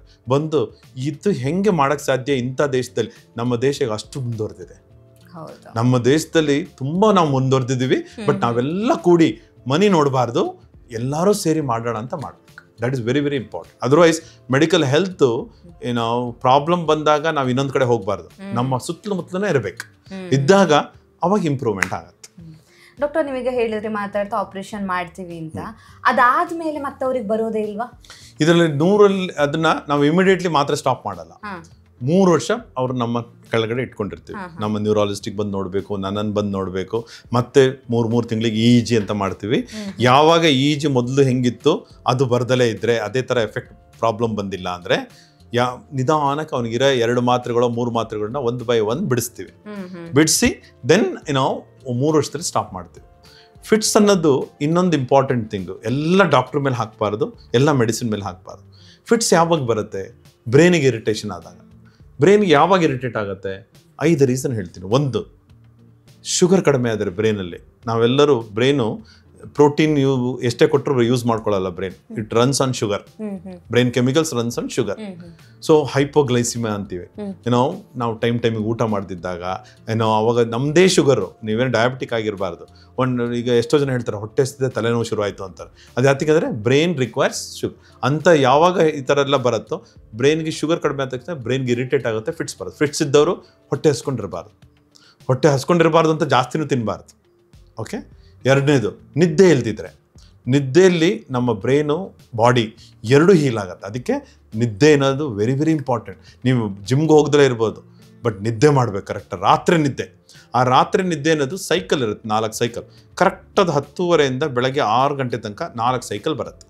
ಅದು ನಿಮ್ಮ ಜನ್ರೇಷನ್ ಅವರೆಲ್ಲ ನೀವು ಮಲಗಬೇಕಾದ್ರೆ 2 ಗಂಟೆಗೆ ಮಲಗ್ತೀರಾ, ಬೆಳಗ್ಗೆ 10 ಗಂಟೆಗೆ ಹೇಳ್ತೀರಾ. ಅದು ಅಬ್ನಾರ್ಮಲ್ ಸೈಕಲ್. ಫಿಟ್ಸ್ ಇದ್ದವನು ಈ ಥರ ಅಬ್ನಾರ್ಮಲ್ ಸೈಕಲಲ್ಲಿ ಇದ್ದರೆ ಅವ್ನ ಫಿಟ್ಸ್ ಯಾವತ್ತೂ ಕಂಟ್ರೋಲ್ ಆಗಲ್ಲ. 10 ಮಾತ್ರೆ ತೊಗೊಂಡ್ರು ಕಂಟ್ರೋಲ್. ಸೊ ಹೊಟ್ಟೆ ಹಸ್ಕೊಂಡಿರಬಾರ್ದು, ರಾತ್ರಿ ನಿದ್ದೆಗಿಡಬಾರ್ದು. Sleep wake cycle should be perfect ಅಂತೀವಿ. 3, ನಾವು ಕೊಟ್ಟಿದ್ದ ಮಾತ್ರನ ಕರೆಕ್ಟಾಗಿ ಬರ್ಕೊಟ್ಟಿರ್ತೀವಿ. ಎಕ್ಸಾಕ್ಟ್ಲಿ 12 ಅವರಿಗೆ ತೊಗೋಬೇಕು. ಯಾಕಂದರೆ ರಕ್ತ ಚೆಲ್ಲಿ ಆ ಮೆಡಿಸಿನ್ ಕರೆಕ್ಟಾಗಿ ಸಪ್ರೆಸ್ ಮಾಡಬೇಕು. ಅವನು ಒಂದು ದಿವಸ ಈಗ ತೊಗೊಳ್ಳೋದು, ಒಂದು ದಿವಸ ಊಟ ಆಗಿ ಮಾರನೇ ದಿವಸ ತೊಗೊಳ್ಳೋದು, ಆ ಥರ ಎಲ್ಲ ಮಾಡಿದಾಗ ಅದು ಫ್ಲಕ್ಚುಯೇಷನ್ ಆಗುತ್ತೆ. ಸೊ ಮಾತ್ರೆ ವರ್ಕ್ ಆಗಲ್ಲ ಅವಾಗ. 4ನೇದು ನಾ ಹೇಳಿದೆಲ್ಲ ಹೊಟ್ಟೆ ಹಸ್ಕೊಂಡಿರಬಾರ್ದು ಅಂತ. ಕೆಲವು ಚೆನ್ನಾಗಿ ತಿಂದು ದಪ್ಪ ಆಗ್ತಾರೆ. ನಾವು ಕೊಡೋದು ಹೈಟ್ ವೆಯ್ಟ್ ಪ್ರಕಾರ ಮಾತ್ರೆ ಕೊಡ್ತೀವಿ, ಮಕ್ಕಳಿಂದ ಹಿಡಿದು ಅಡಲ್ಟ್ವರೆಗೂ. ಅಂದ್ರೆ ಏಜ್ ಪ್ರಕಾರ ಕೊಡಲ್ವಾ? ಏಜ್ನು ವೆಯ್ಟ್ ಪ್ರಕಾರ ಕೊಡ್ಬೇಕು. ಅದನ್ನ ನೀವು ಬಂದ್ರು ಜ್ವರಕ್ಕಾದ್ರೂ ಆಂಟಿಬಯೋಟಿಕ್ ಕೊಡಬೇಕು ಅಂದ್ರೆ per kg ಬಾಡಿ ವೆಯ್ಟ್ ಕೊಡ್ತೀವಿ ಮೆಡಿಸಿನ್. ಅದನ್ನ ನಾರ್ಮಲ್ ಕಾಮನ್ ಮ್ಯಾನಿಗೆ ಗೊತ್ತಿರಲ್ಲ, ಬಟ್ ಪರ್ಕೆ ನೀವು ಈಗ 5 ಅಡಿ ಇದ್ದವನು 100 kg ಆದರೆ ಅವನಿಗೆ ಕೊಡೋ ಮಾತ್ರೆ 3 ಟೈಮ್ ಕೊಡ್ಬೇಕು. ನಾವು ಅವ್ನಿಗೆ 3 ಟೈಮ್ ಕೊಂಡ್ಕೊಳ್ಳೋಕ್ಕೂ ಆಗಲ್ಲ, 3 ಟೈಮ್ ಅವ್ನು ತೊಗೊಳ್ಳೋದು ಇಲ್ಲ. ತೊಗೊಂಡ್ರೆ ಇಷ್ಟು ತೊಗೋಬೇಕಾಗುತ್ತೆ, 2 ಮಾತ್ರೆ. ಹೌದು. ಸೊ ದಪ್ಪ ಆಗಬಾರ್ದು, ಅದಕ್ಕೆ ಎಕ್ಸಸೈಸ್ ಮಾಡಬೇಕು. 4ನೇದು, ಜ್ವರ ಬರಬಾರ್ದು. ಸೊ ಯಾವಾಗ ಹೊಟ್ಟೆ ಹಸ್ಕೊಂಡಿರಲ್ವ, ಶುಗರ್ ಕಡಿಮೆ ಆಗ, ಹೈಪೋಗ್ಲೈಸಿಮಿಯಾ, ನಿದ್ದೆ ಕರೆಕ್ಟ್ ಆದರೆ, ಮಾತ್ರೆ ಟೈಮ್ ಟು ಟೈಮ್ ತೊಗೊಂಡ್ರೆ, ಬಾಡಿ ವೆಯ್ಟ್ ಅಪ್ರಾಪ್ರಿಯೇಟ್ ಹೈಟ್ ಇಟ್ಕೊಂಡ್ರೆ, ಪ್ಲಸ್ ಫೀವರ್ ಇಲ್ದಿದ್ದಂಗೆ ನೋಡ್ಕೊಂಡ್ರೆ, ಅಥವಾ ಫೀವರ್ ಬಂದಾಗ ಕ್ರೋಸಿನ್ ಮಾತ್ರೆ ತೊಗೋಬೇಕು, ಇಲ್ಲ ಸ್ನಾನ ಮಾಡಬೇಕು. ಹಳ್ಳಿಗಳಲ್ಲಿ ಸ್ನಾನ ಮಾಡಿಸಲ್ಲ, ಉಗುರು ಬೆಚ್ಚ ನೀರಲ್ಲಿ ಸ್ನಾನ ಮಾಡಬೇಕು. ಅವಾಗ ಟೆಂಪ್ರೇಚರ್ ಕಡಿಮೆ ಆಗುತ್ತೆ. ಟೆಂಪ್ರೇಚರ್ ಕಡಿಮೆ ಆದಾಗ ಫಿಟ್ಸ್ ಬರಲ್ಲ. ಸೊ ಈ 5 ಪಾಯಿಂಟ್ಗಳು ನೋಡಿಕೊಂಡ್ರೆ ರಿಕರೆಂಟ್ ಫಿಟ್ಸ್ ಬರಲ್ಲ, ರಿಪೀಟೆಡ್ ಫಿಟ್ಸ್ ಬರಲ್ಲ. ಈಗ ಫಸ್ಟ್ ಟೈಮ್ ಡಯಾಗ್ನೋಸ್ ಆದವ್ರಿಗೆ ಈ 5 ಪಾಯಿಂಟ್ ಹೇಳಿ ನಮ್ಮ ಹಾಸ್ಪಿಟಲ್ ಒಂದು ಪ್ರಿಂಟ್ಔಟ್ ಕೊಡ್ತೀನಿ, ಕೊಟ್ಬಿಟ್ಟು ಒಂದು ಫ್ರೇಮ್ ಹಾಕೊಂಡು ಈ 5 ಕಲ್ತ್ಕೊಂಬರಿ, ನೆಕ್ಸ್ಟ್ ಟೈಮ್ ಬಂದಾಗ ನಾನು ಕೇಳ್ತೀನಿ, ಯಾಕಂದ್ರೆ ನೀನು ರಿಪೀಟೆಡ್ ಆಗಿ ಬರ್ತಿದೆ ಅಂದ್ರೆ ಈ 5 ನೀನು ಮಿಸ್ಟೇಕ್ ಮಾಡ್ತಿದ್ಯಾ ಅಂತ ಅರ್ಥ. ಅಂದ್ರೆ ಪ್ರಾಬ್ಲಮ್ ಇರೋದು ನಿಮ್ಮ ಲೈಫ್ ಸ್ಟೈಲ್ ಅಲ್ಲೇ. ಕರೆಕ್ಟ್. ಸೊ ಯಾರು ನಿದ್ದೆ ಮಾಡಲ್ಲೋ, ದಪ್ಪ ಆಗೋದು, ಯಾವಾಗಲೂ ಮಲ್ಗೋದು, ಏನೋ ಸ್ಮೋಕಿಂಗ್ ಮಾಡೋದು, ಆಲ್ಕೋಹಾಲ್, ಇವೆಲ್ಲ ಇರಿಟೆಂಟ್ ಬ್ರೈನ್ಗೆ. ಆಬ್ವಿಯಸ್ಲಿ ನಿಮಗೆ ಅಬ್ನಾರ್ಮಲ್ ಬರ್ತದೆ. ಅದಕ್ಕೆ ಹೆಲ್ತ್ ಇಸ್ ಪ್ರೈವೇಟ್. ನನ್ನ ಹೆಲ್ತ್ ನಾನು ನೋಡ್ಕೋಬೇಕು. ಯಾವ ಗೌರ್ಮೆಂಟ್ ನೋಡ್ಕೊಳ್ಳಲ್ಲ, ಯಾರು ನನ್ನ ಹೆಲ್ತ್ ನಾನು ನೋಡ್ಕೋಬೇಕು. ಅದು ಪಬ್ಲಿಕ್ ಫಸ್ಟ್ ಬರಬೇಕು. ಫಿಟ್ಸ್ ಅಲ್ಲಂತೂ ಮೋರ್ ಇಂಪಾರ್ಟೆಂಟ್. ಸೊ ನಮ್ಮ ಲೈಫ್ ಸ್ಟೈಲ್ ಅನ್ನ ನಾವು ಯಾವ ರೀತಿಯಾಗಿ ಇಟ್ಕೋತೀವಿ ಅನ್ನೋದ್ರ ಮೇಲೆ ನಮ್ಮ ಆರೋಗ್ಯ ಡಿಪೆಂಡ್ ಆಗಿರುತ್ತೆ. ಅದು ಡಯಾಬಿಟಿಸ್ ಬೇಕಾದ್ರೆ ಇರ್ಬೋದು, ಎಪಿಲಿಪ್ಸಿ ಬೇಕಾದ್ರೆ ಇರ್ಬೋದು. ನಮ್ಮ ಲೈಫ್ ಸ್ಟೈಲ್ ನಾ ಹೆಂಗಿರುತ್ತೆ ನಾನು ನೋಡ್ಕೋಬೇಕು. ಎಷ್ಟು ತಿಂತೀನಿ, ಎಷ್ಟು ಇತಿಮಿತಿಯಾಗಿ ತಿಂತೀನಿ, ಯಾವಾಗ ಮಲಗ್ತೀನಿ, ಎಷ್ಟು ಎಕ್ಸರ್ಸೈಸ್ ಮಾಡ್ತೀನಿ, ಎಷ್ಟು ನಗು ಇದೆ ನನ್ನ ಮುಖದಲ್ಲಿ. ಯಾಕಂದ್ರೆ mental health is also equal. So ಇದನ್ನ ನಾವು ನೋಡ್ಕೋಬೇಕು. ಡಾಕ್ಟರ್, ಪಿಟ್ಸ್ ಇದ್ದವರು ಡ್ರೈವಿಂಗ್ ಮಾಡಬಹುದಾ? 2 ಕ್ವಶನ್ ಯೂಶಲಿ ಪೇಷಂಟ್ ಕೇಳ್ತಾರೆ. ಒಂದು, ನಾನು ಡ್ರೈವ್ ಮಾಡ್ಬೋದಾ, ಒಂದು ಈಜು ಹೊಡಿಬೋದಾ ಕೇಳ್ತಾರೆ. 2 ನಿಮಗೂ ಅಪಾಯ, ಇನ್ನು ಬೇರೆಯವ್ರಿಗೂ ಅಪಾಯ, ನೀವು ಕರೆಕ್ಟಾಗಿ ಫಿಟ್ಸ್ ಕಂಟ್ರೋಲ್ ಮಾಡ್ದಲ್ಲೇ ಮಾಡಿದ್ರೆ. ಸೊ ವರ್ಲ್ಡ್ ಮೋಟರ್ ಆ್ಯಕ್ಟಲ್ಲೂ ಇದೆ, ಯಾರಿಗೆ ಎಪಿಲೆಪ್ಟಿಕ್ ಇರುತ್ತೋ ಅವರು he should surrender his licence till the epilepsy's control. ಯಾಕಂದರೆ ನಿನ್ನ ಜೀವಕ್ಕೂ ಅಪಾಯ ಆಗಬಾರ್ದು, ಬೇರೆಯವ್ರಿಗೂ ಆಗಬಾರ್ದು. ಸೆಕೆಂಡ್, ಸ್ವಿಮ್ ಮಾಡ್ಬೇಕಾದ್ರೆ ಚೆನ್ನಾಗಿರ್ತಾರೆ, ಒಳಗೆ ಹೋದಾಗ ಒಂದು ಫಿಟ್ಸ್ ಬಂತು ಅಂದರೆ ಮುಳುಗ್ತೀರಾ. ಸೊ ಅದಕ್ಕೋಸ್ಕರ ಮಾಡಬಾರ್ದು ಅಂತ ಹೇಳ್ತೀವಿ. ಸೊ ಬಟ್ ಕಂಟ್ರೋಲ್ ಇದ್ದವ್ರಿಗೆ ಅಂಡರ್ ಸೂಪರ್ವಿಷನ್ ಸ್ವಿಮ್ಮಿಂಗ್ ಮಾಡ್ಬೋದು. ಯಾರಾದರೂ ಒಬ್ರು ಇರಬೇಕು, ಅವ್ರ ಫ್ಯಾಮಿಲಿ ಗೊತ್ತಿದ್ದವ್ರು ಇರಬೇಕು. ಸೊ ಅವಾಗ ಯಾವ ಸಿಂಪ್ಟಮು ಇರಬಾರ್ದು. Fit should have been controlled very well. 3 years ಇಂದ ಬಂದಿಲ್ಲ, sure we can do it. ಅಲ್ಲಿ ಹತ್ರ ಇದ್ದವ್ರಿಗೆ ಈಜ್ ಬರ್ಬೇಕಾಗತ್ತೆ. ಅಲ್ಲಿ ಯಾರು ಇಲ್ಲ, ಫಿಟ್ಸ್ ಬಂದಿದೆ, ಒಳಗೆ ಹೋಗಿದ್ದಾರೆ ಅಂದ್ರೆ ಬೊಬ್ಬೆ ಹೊಡಿಯೋದು, ಇದೆಲ್ಲ ಸೆಲ್ಫ್ ರೆಸ್ಪಾನ್ಸಿಬಿಲಿಟಿ ಅಂತ. ಸೊ ಇದನ್ನೆಲ್ಲ ಯಾವ ಡಾಕ್ಟರ್ಗೂ ಕೇಳಬಾರ್ದು. ಈಗ ಬಂದು ಡಾಕ್ಟರ್ ನಾನು ಏನು ಅವೇರ್ನೆಸ್ ಇರಬೇಕು. ಈಗ ನಾನು ಡಯಾಬಿಟಿಸ್ ಬಂದು ಏನು ತಿನ್ಬೇಕು ಅಂತ. ಸೊ ಅದನ್ನ ನಿಮ್ಮ ಅವೇರ್ನೆಸ್, ನಿಮಗೆ ಏನ್ ಬೇಕಾದ್ರೆ ತಿನ್ನಿ, ಬಟ್ ಕರಗಿಸಿ. ಅದೇ ತರ ಫಿಟ್ಸ್ ಅಲ್ಲೂ ಕೂಡ ಮಾಡ್ಬೇಕಾದ್ರೆ ನಿಮ್ಗೆ ಕಂಟ್ರೋಲ್ ಇದೆಯಾ ನೋಡ್ಕೋಬೇಕು. Well controlled, no more problem, doctor as diagnose, ನಿನಗೆ ಫಿಟ್ಸ್ ಇಲ್ಲ ಅಂದಾಗ ಮಾತ್ರ ಇವೆರಡು ಮಾಡಬೇಕು. ಡಾಕ್ಟರ್, ಆಗ್ಲೇ ಮಾತಾಡ್ತಾ ಹೇಳಿದ್ರಿ ಫಿಟ್ಸ್ ಬಂದಾಗ ನಮ್ಮ ಇಂಡಿಯಾದಲ್ಲಂತೂ ಇದ್ರ ಬಗ್ಗೆ ತುಂಬಾ ಮೂಢನಂಬಿಕೆ ಇದೆ ಅಂತ. ನಿಮಗೆ ಗೊತ್ತಿರೋ ಹಾಗೆ ಬೇರೆ ಯಾವ್ದಾದ್ರು ಮೂಢನಂಬಿಕೆಗಳಿದೆಯಾ? ಆಲ್ರೆಡಿ ನೀವು ಹೇಳಿದ್ರಿ ಮದುವೆ ಮಾಡಲ್ಲ, ಬ್ಯಾಗಲ್ಲಿ ನಿಂಬೆಹಣ್ಣು. ಅದು ಮೂಢನಂಬಿಕೆ ಅಲ್ಲ. ಇದು ಮೂಢನಂಬಿಕೆ ಅಂದ್ರೆ ಎಷ್ಟೋ ಜನಕ್ಕೆ ಬರೆ ಹಾಕಿಸ್ತಾರೆ. ಕೆಂಪು ಕಡ್ಡಿ ಮಾಡಿಸಿ ಬರೆ ಹಾಕಿಸ್ತಾರೆ ಫಿಟ್ಸ್ ಬಂದಾಗ. ಮಕ್ಕಳಿಗೆ ಎಷ್ಟೋ ಜನ, ನಾನು ಲಾಸ್ಟ್ ಮಂತ್ ಒಂದು ನೋಡಿದೆ, ಎಲ್ಲಿ ನೋಡಿದ್ರು ಹೊಟ್ಟೆ ಮೇಲೆ ಬರೆ. ಪಾಪ ಮಗು ಪ್ರತಿ ಸಲ ಬಿದ್ದಾಗ್ಲೂ ತಾಯಿ ಕರ್ಕೊಂಡೋಗಿ ಬರೆ ಹಾಕಿಸ್ತಿಲ್ಲ.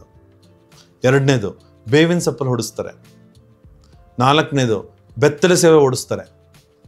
ಸೊ ಇದೆಲ್ಲ ತುಂಬ ಮೂಢನಂಬಿಕೆಗಳು. ವೆರೈಟಿ ಇದೆ ನಮ್ಮ ದೇಶದಲ್ಲಿ. ಪ್ರತಿಯೊಂದು ರೀಜನಲ್ಲೂ ಎಪಿಲೆಪ್ಸಿಗೆ ಡಿಫ್ರೆಂಟ್ ಇದು ಮಾಡ್ತಾರೆ. ಯಾವುದೋ ಭೂತ ಪ್ರೇತ ಅಂದ್ಕೊಂಡು ಆ ದೇವ್ರ ಪೂಜೆ ಮಾಡೋಕ್ಕೆ ಶುರು ಮಾಡ್ತಾರೆ. ಸ್ಕೂಲ್ ಬಿಡಿಸ್ತಾರೆ.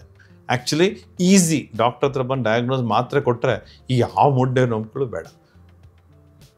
ಹೌದು, ಎಷ್ಟೋ ಜನ ತನ್ನ ಪ್ರಾಣನ ಕಳ್ಕೊತಾರೆ ಇದಕ್ಕೋಸ್ಕರ. ನಾನು ರೀಸೆಂಟ್ಲಿ ಒಂದು ಹೆಣ್ಣು ಮಗು ಇನ್ನೊಂದು ಫ್ಯಾಮಿಲಿಗೆ ಹೇಳಿದ್ರೆ ಮದುವೆ ಆಗಿ 2 ಫ್ಯಾಮಿಲಿ ಜಗಳ ಆಡಿ ಅವಳ ಪ್ರಾಣನೇ ಕಳ್ಕೊಬೇಕಾಯ್ತು. ಅದಕ್ಕೆ ಈ ಎಪಿಕ್ ಪ್ರೋಗ್ರಾಮ್ ಶುರು ಮಾಡಿದ್ದು ನಾನು. ಅಂದ್ರೆ ಖಿನ್ನತೆಗೆ ಒಳಗಾಗಿದ್ರೆ? ಹೌದು, ಖಿನ್ನತೆ ಒಳಗೆ. ಅವ್ರು ಹೇಳ್ಕೊಂಡ್ರೆ ಅದು ಒಂಥರ ಟ್ಯಾಬು, ಹೀಯಾಳಿಸ್ತಾರೆ. ಮದುವೆ ಆಗೋ ಮೊದಲು ಹೇಳಿಲ್ಲ ಅಂತ ಹೇಳ್ತಾರೆ. ಸೊ ಅದಕ್ಕೋಸ್ಕರ ಅವಳು ಬಾತ್ರೂಮಲ್ಲಿ ಮಾತ್ರ ತೊಗೊತಿದ್ಲು. ತೊಗೊಂಡು ಒಂದು ದಿವಸ ಫಿಟ್ಸ್ ಬಂದಾಗ 2 ಫ್ಯಾಮಿಲಿಗೆ ಅವಳಿಗೆ ಇತ್ತು ಫಿಟ್ಸು, ಬಟ್ ಅದನ್ನ ಹೇಳ್ಕೊಂಡಿರ್ಲಿಲ್ಲ. ಮುಚ್ಚಿಟ್ರು ಅಂತ ಕಾರಣಕ್ಕೆ ಬರುತ್ತೆ. ಇದು especially low socio economic and mid socio economic problem. Higher ಅಲ್ಲಿ ಓಪನ್ ಆಗಿ ಹೇಳ್ತಾರೆ, ನನಗಿದೆ ಆದ್ರೆ ಆಗಿ ಮದುವೆ ಮಾಡಿ ನಾನು ಓದ್ಕೊಂಡು ಜೀವನ ಮಾಡಿದೆ. ಯಾವ ಇಂಡಿಪೆಂಡೆನ್ಸ್ ಇಲ್ದಿದ್ದಾಗ ಇದನ್ನೆಲ್ಲ ಮುಚ್ಚಿಡ್ಬೇಕಾಗುತ್ತೆ. ಅವ್ರು ನೋಡಿದ್ರೆ ನನಗೆ ಬೇಜಾರಾಗುತ್ತೆ. ಅಯ್ಯೋ, ಸಿಂಪಲ್ ಪ್ರಾಬ್ಲಮ್ನ, ಟ್ರೀಟಬಲ್ ಪ್ರಾಬ್ಲಮ್ನ ಇಷ್ಟೆಲ್ಲ ಸಮಾಜದಲ್ಲಿ ಕಾಂಪ್ಲಿಕೇಟ್ ಯಾಕೆ ಮಾಡಿ. ಅದಕ್ಕೆ ಇಂಥ ಜಾಗದಲ್ಲಿ ಬಂದು ನಾನು ಮಾತಾಡ್ತೀನಿ. ಇಲ್ಲಾಂದ್ರೆ ನನಗಿರೋ ಟೈಮಲ್ಲಿ ನಾನು ಮಾತಾಡೋಕ್ಕೂ ಆಗಲ್ಲ. ಬಟ್ ಯಾಕೆ ಮಾಡಿದ್ರೆ ಸೊಸೈಟಿಗೆ ಒಂದು ಅವೇರ್ನೆಸ್ ಬೇಕು. Society awareness is more important. ಅದರಿಂದ ನಾನು ತುಂಬ ಜನನ ಫಿಟ್ಸ್ ಕಂಟ್ರೋಲ್ ಮಾಡ್ಬೋದು ದ್ಯಾನ್ ಮೈ ಸರ್ಜರಿ. ನನ್ನ ಸರ್ಜರಿಲಿ ಒಬ್ಬರನ್ನೇ ಕಂಟ್ರೋಲ್ ಮಾಡ್ಬೋದು. ಈ ಥರ ನಾನು ಹೇಳೋದ್ರಿಂದ ಕೇಳೋ ಜನಕ್ಕೆ, ಎಷ್ಟೋ ಜನಕ್ಕೆ ಹೌದು ಇದನ್ನ 5 ಪಾಯಿಂಟ್ ಮಾಡಿದ್ರೆ ನಂಗೆ ಫಿಟ್ಸ್ ಬರಲ್ಲ, ಮೂಢನಂಬಿಕೆ ಇಲ್ದ್ರೆ ನಾನು ತೋರಿಸ್ಕೊಂಡು ಎಷ್ಟೋ ಜನಕ್ಕೆ ನಾನು ಸೇವ್ ಮಾಡಿರ್ಬೋದು. ಸೊ ಆಸ್ ಎ ಡಾಕ್ಟರ್ ನಾವು ಪಬ್ಲಿಕ್ಕಿಗೆ ಹೇಳೋದು ಇಂಪಾರ್ಟೆಂಟ್. ಡಾಕ್ಟರ್, ನೀವು ಹೇಳಿದ್ರಿ ಫಿಟ್ಸ್ ಬಂತು ಅಂತ ಹೇಳಿದ್ರೆ ಅವರ ಲೈಫ್ ಸ್ಟೈಲನ್ನು ನೋಡ್ಕೊಳ್ಳೋ ಅಂಥದ್ದು, ಅಂದರೆ ಸೆಲ್ಫ್ ಅವೇರ್ನೆಸ್ ಒಂದು ಕಡೆ ಇದ್ರೆ ಅವರು ಸುತ್ತಮುತ್ತ ಇರೋರು, ನೀವು ಈಗಾಗಲೇ ಒಂದು ಎಕ್ಸಾಂಪಲ್ ಹೇಳಿದ್ರಿ, ಅಂದರೆ ಖಿನ್ನತೆಗೆ ಒಳಗಾಗ್ಬೋದು. ಅಂದರೆ ನನ್ನ ಫ್ರೆಂಡ್ಸ್ ಏನು ಹೇಳ್ತಾರೋ, ನನ್ನ ಫ್ಯಾಮಿಲಿ ಏನು ಹೇಳುತ್ತೋ, ಮನೆಯಲ್ಲಿರುವಂಥ ಹಿರಿಕರು ಏನು ಹೇಳ್ತಾರೋ ಅಂತ. ಸೊ ಅವರಿಗೆ ಅಂಥವ್ರಿಗೆ ಆ ರೀತಿ ಯೋಚನೆ ಮಾಡೋರಿಗೆ ಏನು ಹೇಳಕ್ಕೆ ಇಷ್ಟಪಡ್ತೀರಾ? ಒಂದು ಫಿಟ್ಸ್ ಅನ್ನೋದು ಕಾಯಿಲೆ ಅಲ್ಲ, ಅದನ್ನು ಫಸ್ಟ್ ಅರ್ಥ ಮಾಡ್ಕೋಬೇಕು. ಅವರಿಗೆ ಕರುಣೆ ಬೇಡ, ಅವರಿಗೆ ಜೊತೆಗೆ ನಾನಿದ್ದೀನಿ ನಿನಗೆ ಏನಾಗಲ್ಲ ಅಂತ ಹೇಳೋದು ಕಲಿಬೇಕು ಫಸ್ಟ್. ಸೆಕೆಂಡು, ಅದನ್ನು 100 ಜನಕ್ಕೆ ಹೇಳೋಂಥದ್ದು ಏನಿಲ್ಲ, ಯಾಕಂದರೆ ಅದು ಅವರೇನು ಪ್ರಾಣ ಭಯ ಅಂತೂ ಇಲ್ಲ, ಹೇಳಿ ಪ್ರಯೋಜನ ಇಲ್ಲ. ಆಮೇಲೆ ಹೆಲ್ತ್ ಈಸ್ ಸೆಲ್ಫ್ ಇದು ನನ್ನ ಹೆಲ್ತನ್ನ ನಾನು ಹೇಳೋದು ನನ್ನ ಫ್ಯಾಮಿಲಿ ಗೊತ್ತಿರಬೇಕು, ಬಿಯಾಂಡ್ ಗೊತ್ತಿರೋಂಥದ್ದು ಬೇಕಾಗಿಲ್ಲ. ಓನ್ಲಿ ಇನ್ ಇಂಡಿಯಾ ಊರವ್ರಿಗೆಲ್ಲ ಹೇಳ್ಕೊಂಬರ್ತೀವಿ ನಾವು ಎಲ್ಲ ಕಾಯಿಲೆನೂ, ಹೇಳೋದು ಬೇಕಾಗಿಲ್ಲ. ಸೆಕೆಂಡ್, ಓವರ್ ಕೇರು ಮಾಡಬಾರ್ದು. ಅತಿ ನಾವು ಕೇರ್ ಮಾಡಿದಾಗ ಅವ್ರ ಪ್ರೋಗ್ರೆಸ್ಸು ಕಡಿಮೆ ಆಗುತ್ತೆ, ಸೆಲ್ಫ್ ಕಾನ್ಫಿಡೆನ್ಸ್ ಬರಲ್ಲ. ಆ್ಯಕ್ಚುಲಿ ನಾವು ಎನ್ಕರೇಜ್ ಮಾಡ್ಬೇಕಂತವ್ರಿಗೆ, ಫಿಟ್ಸ್ ಇದ್ದವ್ರಿಗೆ, ಇಷ್ಟೇ ತಾನೇ ಇದಕ್ಕೆ ಮಾತ್ರೆನೂ ಇದೆ, ಮಾತ್ರೆನೂ ತೊಗೊತಿದ್ಯಾ, ನಿಂದ ಜೀವನನೂ ನಿಂದು ಡಿಸಿಪ್ಲಿನ್ ಕಲ್ತಿದ್ಯಾ, ಇನ್ನು ಫಿಟ್ಸ್ ಬರಲ್ಲ. ಏನೇ ಆದರೂ ನಾವಿದ್ದೀವಿ, ನಮ್ಮ ಡಾಕ್ಟ್ರ್ ಇದ್ದಾರೆ. ಸೊ ನಿನಗೆ ಆಗಲ್ಲ ಅಂತ ನೀ ಏನು ಬೇಕಾದ್ರೂ ಮಾಡು, ಓದು, ಆಟ ಆಡು, ನೋ ರೆಸ್ಟ್ರಿಕ್ಷನ್ ಅಂತವ್ರಿಗೆ, ಎಕ್ಸೆಪ್ಟ್ ಸ್ವಿಮ್ಮಿಂಗ್. ಏನು ರೆಸ್ಟ್ರಿಕ್ಷನ್ ಇರಲ್ಲ ಎಪಿಲೆಪ್ಟಿಕ್ಗೆ ನನ್ನ ಪ್ರಕಾರ. ಮನೋಧೈರ್ಯ ಕೊಡೋದು ವೆರಿ ವೆರಿ ಇಂಪಾರ್ಟೆಂಟ್. ಸುತ್ತಲಿದ್ದವ್ರಿಗೆ ಫಸ್ಟ್ ಅದ್ರ ಮೇಲೆ ಜ್ಞಾನ ಬೇಕು, ತಿಳುವಳಿಕೆ ಬೇಕು. ಆ ತಿಳುವಳಿಕೆ ಇದು ಕರುಣೆ ತೋರಿಸ್ಬಾರ್ದು, ಇದಕ್ಕೆ ಎನ್ಕರೇಜ್ಮೆಂಟ್ ಕೊಡಬೇಕು. ಡಾಕ್ಟರ್, ಕೊನೆಯದಾಗಿ ಏನು ಹೇಳ್ತೀವಿ? ಕೊನೆಯದಾಗಿ ನಾನು ಹೇಳಬೇಕು ಅಂದರೆ, ಫಿಟ್ಸ್ ಅನ್ನೋದು ಕಾಯಿಲೆ ಎಲ್ಲ, ಹೆದರ್ಕೋಬೇಡಿ. ಯಾರಿಗೆ ಫಿಟ್ಸ್ ಇದೆಯೋ, ಈಗ ಫಿಟ್ಸ್ಗೆ ಕ್ಲಿನಿಕ್ಗಳಿದೆ, ಎಪಿಲೆಪ್ಸಿ ಕ್ಲಿನಿಕ್ ಅಂತ ನಮ್ಮ ಆಸ್ಟ್ರೋ ವೈಟ್ ಫೀಲ್ಡಲ್ಲಿ ಪ್ರತಿ ಥರ್ಸ್ಡೇ ಫ್ರೈಡೇ ನಾವು ಓಪನ್ ಮಾಡಿದ್ದೀವಿ. ಇಲ್ಲಿ ನಾನು ಹೇಳ್ದಂಗೆ ನಿಮಗೆ ಫ್ರೀ ಟ್ರೀಟ್ಮೆಂಟು ಆಗುತ್ತೆ, ಪರ್ಫೆಕ್ಟ್ ಡಯಾಗ್ನೋಸಿಸ್ ಆಗುತ್ತೆ. ಟೀಮ್ ನಾನು ಒಬ್ಬನೇ ಅಲ್ಲ, 3 ನ್ಯೂರಾಲಜಿಸ್ಟ್ ಇದ್ದಾರೆ, ಸೈಕಾಲಜಿಸ್ಟ್ ಇದ್ದಾರೆ, ನ್ಯೂರೋ ಇಂಟರ್ವೆನ್ಷನ್ ಪೀಪಲ್ ಇದ್ದಾರೆ. ಇದು ಒಂದು ಡಿಫ್ರೆಂಟ್ ವೆರೈಟಿನೇ ಮಾಡಿದ್ದೀವಿ ಸೊ ಹಿಂಗಿದ್ದಾಗ ನಿಮ್ಯಾನ್ಸ್ ಅಂತ ಜಾಗದಲ್ಲೂ ಕೂಡ ಎಪಿಲೆಪ್ಸಿ ಕ್ಲಿನಿಕ್ ಅಂತಲೇ ಇದೆ. ಸೊ ಎಲ್ಲಿ ನಿಮಗೆ ಆಗುತ್ತೋ ಅಲ್ಲಿ ಹೋಗಿ ಫಸ್ಟ್ ತೋರಿಸ್ಕೊಳ್ಳಿ, ಎಪಿಲೆಪ್ಸಿ ಇದೆಯಾ ಇಲ್ವಾ ಕಂಡಿಟ್ಕೊಳ್ಳಿ. ಇನ್ನೊಂದಿದೆ, ಇದು ಸೂಡೋ ಫಿಟ್ಸ್ ಅಂತ ಹೇಳ್ತೀವಿ. ಯಾವುದೋ ಒಂದು ಎಸ್ಪೆಷಲಿ ಸ್ಕೂಲ್ ಮಕ್ಕಳಲ್ಲಿ ಕಾಮನ್, ಅವರು ಯಾರೋ ಒಬ್ಳು ಬಿದ್ದಿರ್ತಾರೆ ಫಿಟ್ಸಿಂದ, ಈ ಮಗು ಅದನ್ನ ನೋಡ್ಕೊಂಡು ಅದೇ ಥರ ಮಿಮಿಕ್ ಮಾಡೋಕ್ಕೆ ಶುರು ಮಾಡುತ್ತೆ ಮನೇಲಿ. ತಂದೆ ತಾಯಿ ಏನೋ ಬೈದರು ಅಥವಾ ಸ್ಕೂಲಲ್ಲಿ ಮ್ಯಾಥಮೆಟಿಕ್ಸ್ ಸರಿ ತೆಗ್ದಿಲ್ಲ ಅಂದರೆ ಫಿಟ್ಸ್ ಬರಂಗೆ ಮಾಡ್ತಾರೆ. ಅದನ್ನು ನಾವು ಈಜಿ ಮಾಡಿ ಡಯಾಗ್ನೋಸ್ ಮಾಡ್ತೀವಿ. ಅವ್ರು ಫಿಟ್ಸ್ ಥರ ಮಾಡ್ತಾರೆ, ಬಟ್ ಆ ವಿಡಿಯೋ ನೋಡಿದಾಗ ಫಿಟ್ಸ್ ಥರ ಕಾಣುತ್ತೆ, ಬ್ರೈನ್ ವೇವ್ಸ್ ನಾರ್ಮಲ್ ಇರುತ್ತೆ. ಅದನ್ನು ಡಯಾಗ್ನೋಸ್ ನಿನ್ನೆ 2 ಪೇಷಂಟ್ ಮಾಡಿ ಕಳಿಸಿದ್ದೀನಿ, ಹೈದರಾಬಾದಿಂದ ಬಂದಿದ್ರು. ಅದಕ್ಕೆ 4 ಮಾತ್ರೆ 2 ವರ್ಷದಿಂದ ಕೊಡ್ತಿದ್ದಾರೆ. ಆ ಮಗುಗೆ ಇದ್ದಿದ್ದೇ ಪ್ರಾಬ್ಲಮ್ ಬೇರೆ, ಸೈಕಲಾಜಿಕಲ್ ಪ್ರಾಬ್ಲಮ್. ಅವಳಿಗೆ ಮ್ಯಾಥಮೆಟಿಕ್ಸ್ ಸರಿ ಇಲ್ಲ, ಇನ್ನೊಂದು ಮಗು ಯಾವುದೋ ಒಂದು ಇಬ್ಬರು ಫ್ರೆಂಡ್ಸ್ ಜೊತೆ ಚರ್ಚೆಯಲ್ಲಿ ಪ್ರಾಬ್ಲಮ್ ಆಗಿ ಅವಳು ಇದನ್ನು ಮಿಮಿಕ್ ಮಾಡೋಕ್ಕೆ ಶುರು ಮಾಡಿದ್ಲು. ಇದು ಕಾಲ್ಡ್ ಸೂಡೋಸಿಸ್. ಅದನ್ನು ನಾವು ತೆಗಿಬೋದು ಈ ಡಯಾಗ್ನೋಸಿಂದ. ಸೊ ಹಂಗಿದ್ದಾಗ ನೀವು ವರಿ ಮಾಡ್ಕೊಳ್ಳೋದು, ಫಸ್ಟ್ ಡಯಾಗ್ನೋಸ್ ಆಗಬೇಕು. ಸೆಕೆಂಡ್, ಇದು ಟ್ರೀಟಬಲ್. 3ನೇದು, ಈವನ್ ಕ್ರಾನಿಕ್ ಇದ್ರೂ, ಈಗ ನಾ ಹೇಳ್ದಂಗೆ ನಾವು ಮಾಡಿದ ಇನ್ವೆಸ್ಟಿಗೇಷನ್ ಎಪಿಲೆಪ್ಸಿ ಸರ್ಜರಿಯಲ್ಲಿ ಇಟ್ಸ್ ಕಂಪ್ಲೀಟ್ಲಿ ಟ್ರೀಟಬಲ್. ಸೊ ಹಂಗಿದ್ದಾಗ ಫಸ್ಟ್ ಸಿ ದಿ ಸ್ಪೆಷಲಿಸ್ಟ್.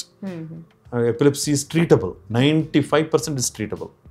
ಒಂದ್ ವೇಳೆ ನೆಗ್ಲೆಕ್ಟ್ ಮಾಡಿ ಟ್ರೀಟ್ ಮಾಡದೇ ಇದ್ರೆ ಅಯ್ಯೋ ಏನಾಗುತ್ತೆ, ನಾ ಹೇಳಿಲ್ಲ, ಬುದ್ಧಿಮಂದ್ಯತೆ ಆಗುತ್ತೆ, ಸೆಲ್ಫ್ ಕಾನ್ಫಿಡೆನ್ಸ್ ಕಡಿಮೆ ಆಗುತ್ತೆ, ಮನೆಯಿಂದ ಹೊರಗಡೆ ಹೋಗೋಕ್ಕಾಗಲ್ಲ, ಮಾತ್ರೆಯಿಂದ ಹೊರಗಡೆ ಬರೋಕ್ಕಾಗಲ್ಲ, ಹೌದಾನೆ? ಸೊ ಅವ್ರದೇ ಜೀವನನ ಅವರೇ ಕಕ್ಕೂನ್ ಅಂತೆ, ಅಂದ್ರೆ ಈಗ ನಮ್ಮ ರೇಷ್ಮೆ ಹುಳು ಅದ್ರ ಸುತ್ತಲೂ ಅದೇ ಹಾಕೊಂಡು ಅದೇ ಸತ್ತೋಗುತ್ತಲ್ಲ, ಆ ಥರ ಆಗ ಈ ಪ್ರಪಂಚದಲ್ಲಿ ಇಷ್ಟು ಇನ್ಫಾರ್ಮೇಶನ್ ಇದ್ದಾಗ ನಿಮ್ದು ಈಗ ಮಾಡ್ತಿರೋದು ನೀವು ಯೂಟ್ಯೂಬು 5 ವರ್ಷದ 10 ವರ್ಷದ ಕೆಳಗೆ ಅದು ಇರಲಿಲ್ಲ. TV ನೋಡ್ಕೊಂತಿದ್ವಿಲ್ಲ, ಪೇಪರ್ ಓದ್ತಿದ್ವಿ. ಈಗ ಎಲ್ಲರಿಗೂ ಇನ್ಫಾರ್ಮೇಶನ್ ಇದೆ ಫೋನಲ್ಲಿ. ಇನ್ನು ನಿಮ್ಮಂಥ ಚಾನಲ್ ಮಾಡ್ತಿರೋದನ್ನ ಸುಮ್ಮನೆ ಎಪಿಲೆಪ್ಸಿ ಅಥವಾ ಮೂರ್ಛೆ ರೋಗ ಅಂತ ನೋಡಿದ್ರು ಇದೇ ವಿಡಿಯೋ ಬರುತ್ತೆ, ಆಟೋಮೆಟಿಕ್ ಇನ್ಫಾರ್ಮೇಶನ್ ಇಷ್ಟೊಂದಿದ್ದಾಗ ಇನ್ನೂ ನಾವು ನೆಗ್ಲೆಕ್ಟ್ ಮಾಡ್ತಿದ್ದೀವಿ ಅಂದರೆ ನಮ್ಮ ಸಮಾಜ ಇಂಪ್ರೂವ್ ಆಗಿಲ್ಲ ಅಂತ ಅರ್ಥ. ಬಟ್ ನಮ್ಮ ಸಮಾಜ ಇಂಪ್ರೂವ್ ಆಗಿದೆ. ಈಗ ಎಲ್ಲರೂ ಮಕ್ಕಳಿಂದನೂ ಹಿಡಿದು ಎಲ್ಲರೂ ವಿದ್ಯೆನೂ ಚೆನ್ನಾಗಾಗ್ತಿದೆ. ಹಾಗಿದ್ದಾಗ ನಾವೆಲ್ಲರೂ ಸೇರಿ ಮೂರ್ಛೆ ರೋಗನ ಅವೇರ್ನೆಸ್ ಇನ್ಕ್ರೀಸ್ ಮಾಡಬೇಕು, ಇದ್ದವ್ರಿಗೆ ಟ್ರೀಟ್ಮೆಂಟ್ ಕೊಡಬೇಕು. ಯಾರಿಗೆ ಕ್ರಾನಿಕ್ ಇದೆಯೋ ನ್ಯೂ ಟೆಕ್ನಾಲಜಿ ಏನು ಪ್ರಪಂಚದಲ್ಲಿ ನಮ್ಮಲ್ಲಿ ಇದ್ದಾಗ ಅದನ್ನು ನಾವು ಇನ್ನೂ ಯುಟಿಲೈಸ್ ಮಾಡಬೇಕು. ಡಾಕ್ಟರ್, ನಂಬರ್ ಹೇಳಿದ್ರಿ. ಇದು ನಂಬರು ಎಪಿಲೆಪ್ಸಿ ನಂಬರ್ ಅಂದ್ರೆ ಹೆಲ್ಪ್ ಲೈನ್ ನಂಬರ್ ಇದೆ. ಆ ನಂಬರು 8884777611. ಮತ್ತೆ ಹೇಳ್ತೀನಿ, 888-477-611. ಈ ನಂಬರಿಗೆ ಫೋನ್ ಮಾಡಿದ್ರೆ, ಇದು ನಾನು ಹೇಳಿದ್ದಾನೆ ಫ್ರೀ ಎಪಿಲೆಪ್ಸಿ ಕ್ಲಿನಿಕ್ ಅಂತ ಹೇಳ್ತೀವಲ್ಲ, ಆ ನಂಬರಿಗೆ ಬರುತ್ತೆ. ಆ ನಂಬರ್ ಅವ್ರಿಗೆ ನಿಮ್ಗೆ ಅಪಾಯಿಂಟ್ಮೆಂಟ್ ಕೊಡ್ತಾರೆ. ಅಪಾಯಿಂಟ್ಮೆಂಟ್ ಕೊಟ್ಟಾಗ ನೀವು ಬಂದು ನಮ್ಮನ್ನು ನೋಡ್ಬೋದು. ಪ್ಲಸ್ ಈಗ ಹೊಸದಾಗಿ ಒಂದು ಮೊಬೈಲ್ ವ್ಯಾನ್ ಶುರು ಮಾಡ್ತಾ ಇದ್ದೀನಿ ಎಪಿಲೆಪ್ಸಿಗೋಸ್ಕರ. ಇದನ್ನು ನಾವು ಕೋಲಾರ ಡಿಸ್ಟ್ರಿಕ್ಟ್ನ ಆಸ್ ಎ ಪೈಲಟ್ ಪ್ರಾಜೆಕ್ಟ್ ತಗೊಂಡಿದ್ವಿ. ಅದನ್ನ ಮಂತ್ಲಿ ಅಥವಾ 2 ವೀಕ್ಸ್ ಒಂದ್ಸಲ ಕೋಲಾರದ ಡಿಫ್ರೆಂಟ್ ವಿಲೇಜ್ ಅಲ್ಲಿ ಇದನ್ನ ಪಾರ್ಕ್ ಮಾಡ್ತೀವಿ. ಯಾರು ಎಪಿಲೆಪ್ಟಿಕ್ ಇದ್ದಾರೋ ಅಲ್ಲಿ ಬಂದು ಅಲ್ಲೇ ನಾವು EEG ಮಾಡಿ ಅದನ್ನ ನಮ್ಮ ಹಾಸ್ಪಿಟಲ್ಗೆ ಟ್ರಾನ್ಸ್ಮಿಟ್ ಆಗುತ್ತೆ. ಟ್ರಾನ್ಸ್ಮಿಟ್ ಆಗಿ ನೀವು ವಾಪಸ್ ನಮ್ಮ ಹತ್ರ ಬರೋದು ಬೇಕಾಗಿಲ್ಲ. ನಾವೇ ಹೇಳ್ತೀವಿ ಇಂಥವ್ರಿಗೆ ಇಂಥ ಟ್ರೀಟ್ಮೆಂಟ್ ಕೊಡಬೇಕು ಅಂತ ಟೆಲಿ ಮೆಡಿಸಿನ್ ಅಲ್ಲಿ, ಅಥವಾ ಯಾರಿಗೆ ಜಾಸ್ತಿ ಇದೆ ನಾವು ಕರೆಸಿ ಮುಂದಿನ ಟ್ರೀಟ್ಮೆಂಟ್ ಕೊಡ್ತೀವಿ. ಸೊ ಅದಕ್ಕೋಸ್ಕರ ಈ ನಂಬರ್ಗೆ ನೀವು ಕಾಂಟ್ಯಾಕ್ಟ್ ಇಟ್ಕೊಂಡ್ರೆ ನಿಮಗೂ ಉತ್ತಮ, ನಿಮ್ಮ ಪರಿಸರದವ್ರಿಗೂ ಉತ್ತಮ. ಆಮೇಲೆ ಯಾರು ಎಪಿಲೆಪ್ಟಿಕ್ ಇದ್ರು ಇನ್ನೊಬ್ರು ಯಾರಾದ್ರೂ ಇದ್ರೆ ಅಂದ್ರೆ ಒಬ್ರಿಗೊಬ್ರು ಹೆಲ್ಪ್ ಮಾಡ್ಕೊಂತ ಸಮಾಜದಲ್ಲಿ ಏನು ಎಪಿಲೆಪ್ಸಿ ಗ್ರೂಪ್ ಅಂತಾನೆ ಮಾಡ್ಕೋಬೇಕು. ಮಾಡ್ಕೊಂಡಾಗ ಅವ್ರವರೇ ಇನ್ಫಾರ್ಮೇಶನ್ ಸ್ಪ್ರೆಡ್ ಆಗುತ್ತೆ, ಅವಾಗ ಹೆಲ್ಪ್ ಆಗುತ್ತೆ. ಆಮೇಲೆ ಎಪಿಲೆಪ್ಸಿಲಿ ಹೆದರ್ಕೊಳ್ಳೋದು ಬೇಕಾಗಿಲ್ಲ. ಜೀವನ ನನಗೆಷ್ಟು ಜೀವನ ಇದೆಯೋ ಏನು ಎಪಿಲೆಪ್ಟಿಕ್ ಅಷ್ಟೇ ಜೀವನ ಮಾಡ್ಬೋದು. ಹಾಗಾಗಿ ಈ ನಂಬರ್ಗೆ ಕಾಲ್ ಮಾಡಿದ್ರೆ ಯಾರಿಗೆ ಮೂರ್ಛೆ ರೋಗ ಇದೆ ಅಥವಾ ಫಿಟ್ಸ್ ಇದೆ ಅವರು ಫೋನ್ ಮಾಡಿದ್ರೆ ನಾವು ಅವ್ರನ್ನ ಕರೆಸ್ತೀವಿ, ಡೀಟೇಲ್ ತಗೊಂಡು ಅವ್ರನ್ನ ನಾವು ಕರೆಸ್ತೀವಿ, ಇನ್ನು ಕರೆಸಿ ಟ್ರೀಟ್ಮೆಂಟ್ ಕೊಟ್ಟು ವಾಪಸ್ ಕಳಿಸ್ತೀವಿ. ಸೊ ಫ್ರೀ ಟ್ರೀಟ್ಮೆಂಟ್ ಅದು BPL ಇದ್ದವರಿಗೆ, ಬಿಲೋ ಪಾವರ್ಟಿ ಇದ್ದವ್ರಿಗೆ ಮಾತ್ರ. ಏನೋ ಇಲ್ಲಾಂದ್ರೆ ಯಾರು ಬೇಕಾದ್ರೂ ಬರ್ಬೋದು. ಏನೋ ಅವ್ರವ್ರ ಪ್ರಕಾರ ಅವ್ರು ಮಾಡ್ತೀವಿ. BPL ಕಾರ್ಡ್ ಇದ್ದವರಿಗೆ ನಾವು ಫ್ರೀ ಟ್ರೀಟ್ಮೆಂಟ್ ಕೊಡ್ತೇವೆ. Thank you so much doctor. ನಮಸ್ಕಾರ. ನಮ್ಮ ಇವತ್ತಿನ ಕಾರ್ಯಕ್ರಮದಲ್ಲಿ ಫಿಟ್ಸ್ ಅಂದ್ರೆ ಏನು, ಫಿಟ್ಸ್ ಯಾವ ಕಾರಣಕ್ಕೋಸ್ಕರ ಬರುತ್ತೆ, ಬಂದಾಗ ಯಾವ ತಪ್ಪನ್ನ ಮಾಡಬಾರ್ದು, ಏನನ್ನ ಮಾಡಬೇಕು, ಅಂಡ್ ಫ್ರೀ ಟ್ರೀಟ್ಮೆಂಟ್ ಕೊಡ್ತಾರೆ, ಅಂಡ್ ಅದರ ನಂಬರನ್ನ ಕೂಡ ನೀವು ಇಲ್ಲಿ ಹೇಳಿದ್ರಿ. Thank you so much doctor ನಮ್ಮ ಇವತ್ತಿನ ಕಾರ್ಯಕ್ರಮದಲ್ಲಿ ಭಾಗವಹಿಸಿ. Thank you. ನಮ್ಮ ಇವತ್ತಿನ ಕಾರ್ಯಕ್ರಮದಲ್ಲಿ ಫಿಟ್ಸ್ ರೋಗದ ಬಗ್ಗೆ ಅಥವಾ ಮೂರ್ಛೆ ರೋಗದ ಬಗ್ಗೆ ಹೆಚ್ಚಿನ ಮಾಹಿತಿಯನ್ನು ಡಾಕ್ಟರ್ ನಮಗೆ ಇವತ್ತು ತಿಳಿಸ್ಕೊಟ್ಟಿದ್ದಾರೆ. ಆರೋಗ್ಯಕ್ಕೆ ಸಂಬಂಧಿಸಿದಂಥ ಹೆಚ್ಚಿನ ವಿಡಿಯೋಗಳನ್ನು ನಮ್ಮ ವಿಜಯ ಕರ್ನಾಟಕ ಹೆಲ್ತ್ ಪೇಜ್ನಲ್ಲಿ ನೀವು ನೋಡಬಹುದು.